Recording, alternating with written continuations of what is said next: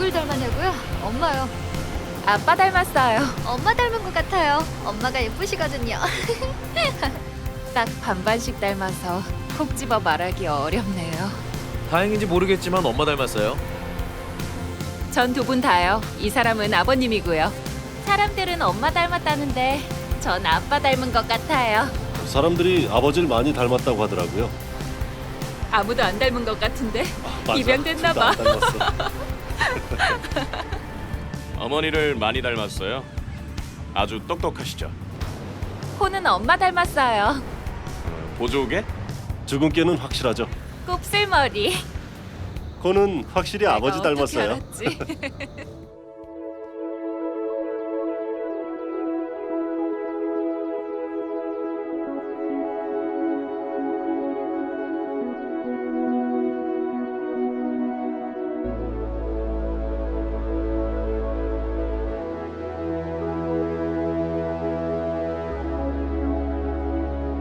사람들은 예수님을 믿기까지의 여정을 다양하게 표현합니다. 한 번은 예수님께서 종교 지도자였던 니고데모에게 이렇게 말씀하셨어요. 내가 너에게 진리를 말해주는데 사람이 다시 태어나지 않으면 하나님 나라를 볼 수 없다. 사람이 늙으면 어떻게 다시 태어날 수 있겠습니까? 니고데모가 물었죠. 예수님이 대답하셨습니다. 내가 진실을 내게 말해준다. 누구든지 물과 성령으로 태어나지 않으면 하나님의 나라에 들어갈 수 없다.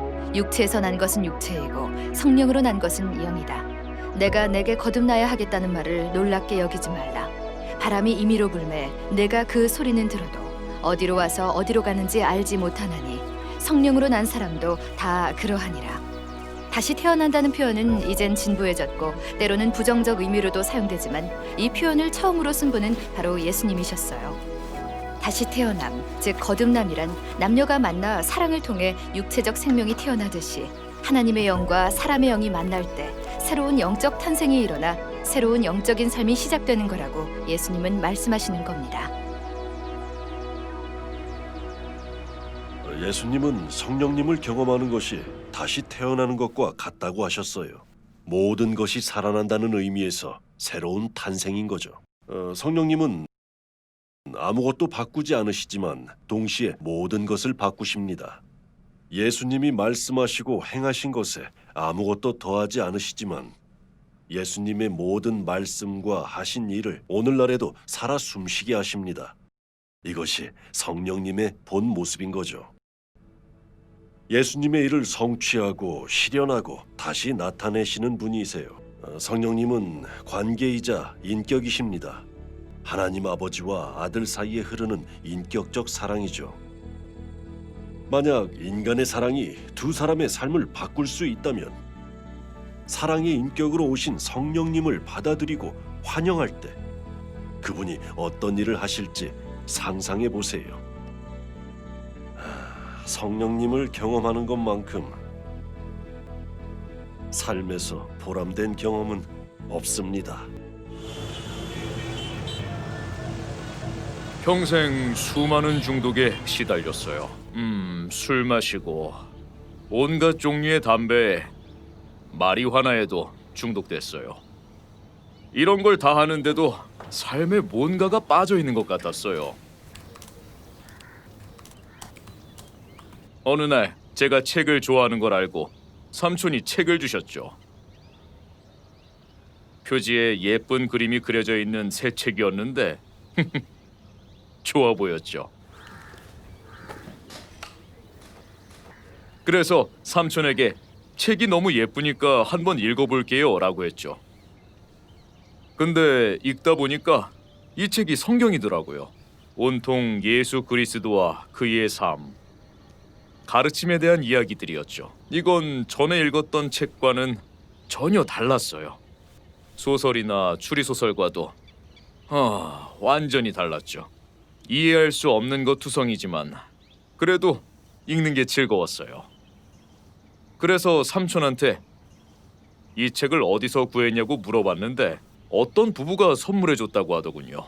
어느 저녁, 어느 일요일 저녁에 처음으로 예수 그리스도께 무릎을 꿇었어요. 그리곤 주님, 전 죄인입니다. 전 죄인입니다. 주님, 부디 절 용서해 주세요 하고 기도했죠. 전 울고 또 울었는데 하나님의 영이 절 아주 깊이 어루만지셨죠. 너무 기뻐서 운 거였어요. 기뻐도 울 수 있단 걸 예전엔 전혀 몰랐죠. 그날 몇 시에 잠들었는지 모르겠어요. 하지만 바로 다음 날 아침 눈을 떴는데 완전히 새로운 날이 펼쳐졌어요. 그날 밤에 제 옛 습관들이 모두 사라진 거예요. 하나님은 기적을 행하실 수 있습니다. 제 삶에 하셨듯이요. 하룻밤 사이에 옛 습관이 사라지고 새 사람이 태어났으니까요. 처음 크리스찬이 됐을 땐 그래 이제 다 된 거야라고 생각했어요. 그런데 사실은 그게 시작이었던 거죠. 마치 아기가 태어난 것처럼요. 아기의 탄생은 놀라운 일이지만 다 됐다, 이걸로 끝이야 하진 않아요. 이제 시작이고 새로운 생명의 출발인 것입니다. 신앙을 갖게 되면 하나님의 가족으로 입양되는 겁니다. 하나님의 아들, 딸이 되는 거예요. 로마서 8장 14에서 15절에서 바울은 기록합니다. 무릇 하나님의 영으로 인도함을 받는 사람은 곧 하나님의 아들이라. 너희는 다시 무서워하는 종의 영을 받지 아니하고 양자의 영을 받았으므로 우리가 아바, 아버지라고 부르짖느니라. 바울은 로마인 가정으로 입양되는 것이 최고의 특권이었던 당시 로마의 문화를 이야기하고 있습니다. 여러분은 영적으로 성령님을 통해 하나님 가정으로 입양됐습니다. 하나님의 아들, 딸이 된 거죠. 그리고 그냥 아들, 딸일 뿐 아니라 하나님의 상속자예요. 이보다 더 높은 지위는 없죠. 로마서 8장 17절에서 바울은 기록합니다. 자녀이면 또한 상속자, 곧 하나님의 상속자요 그리스도와 함께한 상속자니 우리가 그와 함께 영광을 받기 위하여 고난도 함께 받아야 할 것이니라. 그리스도와 같이 된다는 것은 거절이나 반대를 만난다는 뜻입니다. 하지만 그건 우리가 받을 유산에는 비하게 못 되죠. 하나님의 상속자, 그리스도와 공동 상속자가 되는 것보다 더 큰 보장은 없으니까요. 하지만 성령님은 우리의 정체성을 바꾸기만 하시는 것이 아닙니다. 하나님 아버지와의 가장 친밀한 관계로 이끄시죠. 로마서 8장 15절은 이렇게 마칩니다. 우리가 아바, 아버지라고 부르짖느니라. 아바라는 단어를 들으면 스웨덴 팝 그룹을 떠올리겠지만 사실은 번역이 불가능한 아람어예요. 아빠, 아버지라는 뜻이지만 유치하지 않으면서 아주 친밀한 의미를 담고 있죠. 구약에선 하나님과 우리의 관계를 설명할 때 이 단어를 쓰지 않았는데 예수님은 아버지와 자신의 관계를 이 단어로 표현하셨어요. 그리고 놀랍게도 이렇게 말씀하시죠. 너희도 하나님을 아바라 부를 수 있다. 너희도 똑같이 친밀한 관계를 맺을 수 있다. 전 갱단과 폭력이 난무하는 라틴계 동네에서 자랐어요. 반면 최선을 다해 살아가려고 하는 젊은 가족들도 있었죠. 사실 하나님이 아버지라는 말은 성장 배경이 저 같은 사람에겐 때로 걸림돌이 될 수가 있어요. 아버지가 된다는 것도 그렇지만 제 아버지와의 경험을 생각할 때 그 단어는 좀 많이 무겁게 느껴진달까요?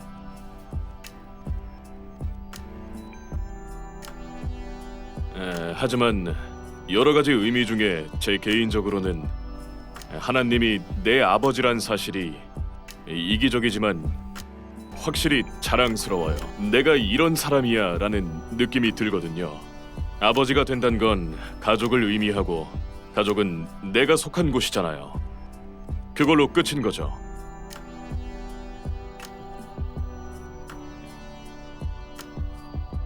가족 안에서 지위와 위치를 얻으려 애쓰는 것이 아니라 이미 속해 있기 때문에 애쓸 필요가 없는 거죠. 그냥 그 자리에 있으면 되는 거예요. 아버지에게 받은 위치를 유지하려 애쓸 필요 없어요. 하나님의 자녀가 되는 것은 최고의 특권이자 최상의 친밀함이며 가장 깊은 경험이에요. 로마서 8장 16절은 말합니다. 성령이 친히 우리의 영과 더불어 우리가 하나님의 자녀인 것을 증언하시나니. 제가 하나님의 딸이라는 사실을 깨달았던 때가 기억나요.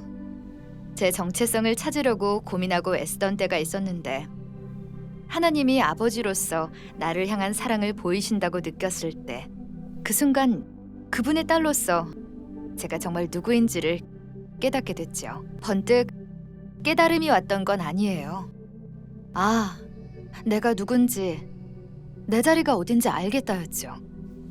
자녀를 향한 부모의 사랑과 같지만 그보다 훨씬 크죠. 하나님 아버지의 사랑을 받고 있다는 걸 아는 것은 우리가 할 수 있는 가장 심오한 경험이에요. 성령님이 바로 그 경험을 하게 하시죠. 소속감, 집에 돌아왔음을 느끼게 하시는 거예요. 제 친구 나오미의 남편인 스티브는 어린 시절 입양됐어요. 제 가장 친한 친구는 스티브입니다. 지금은 제 남편이기도 하죠. 남편은 아기 때 입양됐는데 남편과 시부모님은 서로를 굉장히 아껴요. 남편은 어린 시절 내내 가정에서 사랑을 받으며 용납을 경험했죠. 몇 년 전에는 입양기관에 편지를 보내서 생모에게 이런 편지를 전해달라고 부탁했어요. 당신이 옳은 일을 했다는 걸 아셨으면 좋겠습니다. 절 포기하고 싶지 않았을 테고 오랫동안 절 궁금해하셨겠죠. 덕분에 전 정말 멋진 삶을 살아왔고 절 위해 하신 일에 감사하고 있어요. 참된 입양이란 자신이 용납받고 사랑받았음을 아는 거예요. 자신이 속한 가정이 있음을 아는 거죠. 스티브는 가족을 통해 그 경험을 했어요. 심지어 피부색이 다른데도 자기가 입양됐던 사실을 잊고 나니까요. 성령님은 우리가 집에 왔음을 깨닫게 하실 뿐 아니라 하나님의 임재 속에서 우리를 변화시켜 우리가 더욱 예수님을 닮아가게 만드세요. 함께 보내는 시간이 길어지면 서로 닮아간다는 걸 아세요? 서로 습관과 행동을 따라하게 되죠. 바울은 기록합니다. 우리가 다 수건을 벗은 얼굴로 거울을 보는 것 같이 주의 영광을 보매 그와 같은 형상으로 변화하여 영광에서 영광에 이르니 곧 주의 영으로 말미암음이니라. 그리고 예수님을 닮아갈 때 또 성령님이 우리의 성품을 발전시키십니다. 성령의 열매는 사랑과 희락과 화평과 오래 참음과 자비와 양선과 충성과 온유와 절제니. 성령님께서 우리 삶 속에 역사하신다는 증거는 하나님과 타인을 향한 사랑이 커진다는 것입니다. 기쁨도 있죠. 기쁨과 행복은 좀 달라요. 크리스찬이라고 다 행복을 보장받지는 않죠. 정도의 차이가 있을 뿐 모두 삶과 씨름하게 되니까요. 하지만 신약은 우리에게 행복보다 더 깊은 기쁨을 약속합니다. 다음은 화평인데요. 이건 겉으로만 편안한 게 아니에요. 환난과 불안, 갈등 속에서의 평안이고 모든 지각과 즉 이해를 뛰어넘는 평안이죠. 하나님의 영이 가족끼리 서로 닮게 하세요. 하나님의 자녀로서 우리가 하나님의 이런 성품을 담는 거죠. 우리 안에 사시는 성령님이 하나님과의 관계를 가꾸고 하늘에 계신 아버지께 더 가까이 가게 하세요. 에베소서 2장 18절은 말합니다. 이는 그로 말미암아 그는 예수님이죠. 우리 둘이 한 성령 안에서 아버지께 나아감을 얻게 하려 하심이라. 예수님의 십자가 죽음으로 하나님과 우리 사이의 벽이 허물어졌습니다. 그래서 이제 성령님을 통해 하나님께 가까이 갈 수 있어요. 그분께 이야기할 수 있고요. 성령님이 우리 생각을 열어 이해하게 하시면 성경을 통해 하나님의 말씀을 이해하게 됩니다. 전 믿으려면 먼저 전부 이해해야 한다고 생각했어요. 하지만 오히려 정반대더라고요. 11세기 위대한 신학자이자 철학자인 캔터베리의 안셀무스는 이런 말을 했습니다. Credo et intelligam. 나는 이해하기 위해 믿는다라는 뜻이죠. 나는 믿기 위해 이해하려는 것이 아니라 이해하기 위해 믿는다고 말했습니다. 많은 경우 사람들이 믿음의 걸음을 떼고 예수님을 믿으면 그때 하나님의 말씀을 이해할 눈이 열리게 되죠. 성령님은 이 관계가 자라도록 우리를 도우시고요. 우리 가족은 진짜 이상하지만 서로를 사랑해요. 절 이렇게 착하게 잘 키워줬잖아요. 우리 어머니는 절 크리스찬으로 키우셨지만 강요하지 않고 제 자신으로 살게 해주셨죠. 가장 좋은 점은 다양한 의견을 존중한다는 거요. 우리 아빠는 지금도 제 걸 다 사줘요. 감사할 줄 알아요. 제일 좋은 건 정말 어려운 시간을 보냈지만 결국 함께 이겨냈다는 거요. 다른 누군가처럼 되라고 몰아세우지 않아요. 성령님은 가족이 하나 되게 하세요. 에베소서 4장은 말하죠. 평안에 매는 줄로 성령이 하나 되게 하신 것을 힘써 지키라. 몸이 하나요 성령도 한 분이시니 이와 같이 너희가 부르심의 한 소망 안에서 부르심을 받았느니라. 주도 한 분이시요 믿음도 하나요 세례도 하나요 하나님도 한 분이시니 곧 만유의 아버지시라. 만유 위에 계시고 만유를 통일하시고 만유 가운데 계시도다. 성령님은 관계를, 부부를, 가정과 친구를 하나 되게 하십니다. 연합이 쉽진 않지만 바울은 우리에게 힘써야 한다고 독려하죠. 교회의 연합은 정말 중요하죠.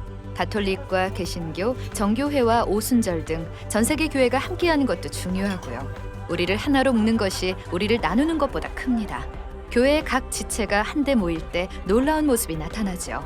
하나님의 영은 배경, 피부색, 인종, 문화, 교파에 관계없이 모든 크리스천 안에 계십니다. 모든 사람은 달라요. 기여할 수 있는 부분도 다르고요. 성령님이 각각 다른 은사를 주셨으니까요.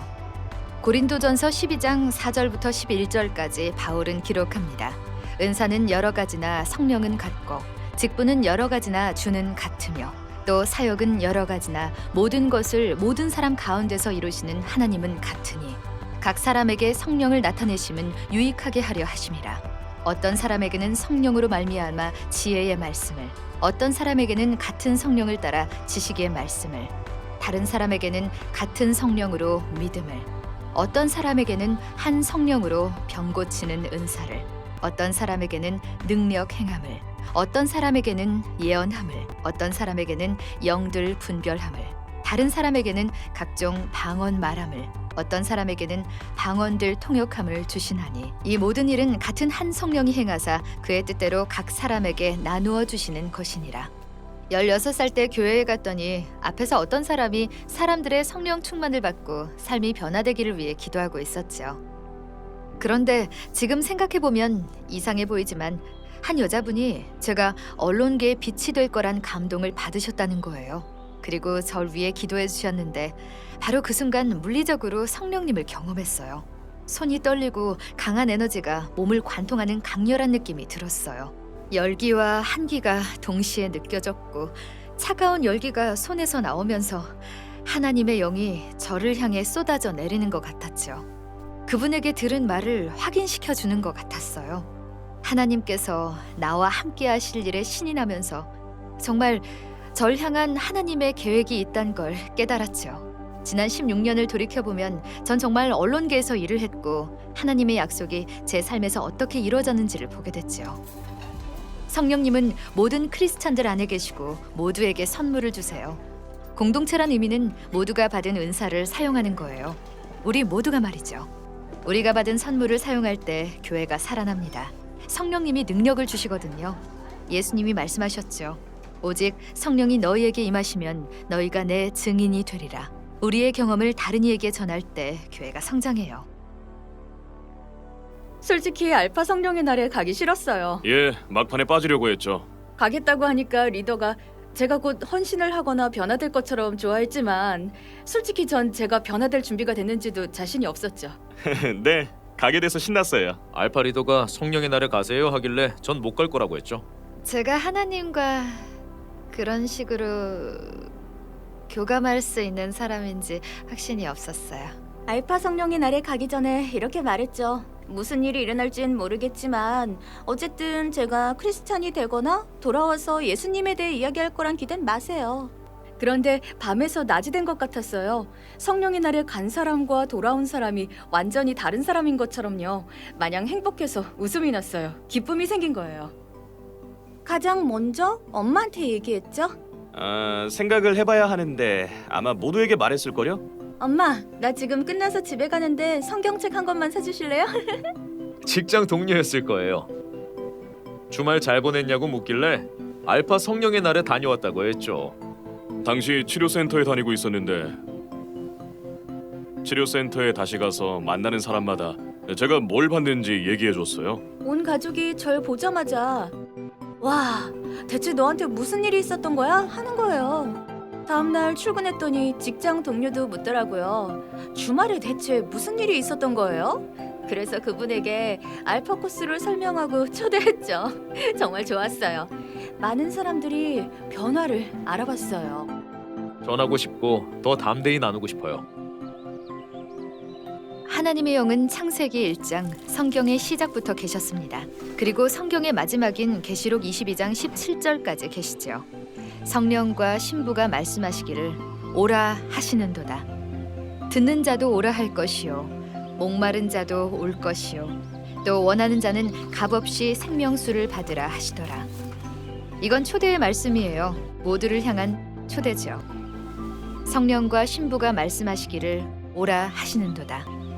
와서 당신을 향한 하나님의 사랑을 경험하세요. 와서 이 친밀한 관계를 경험해 보세요. 와서 이 깊은 하나님의 사랑을 누려보세요.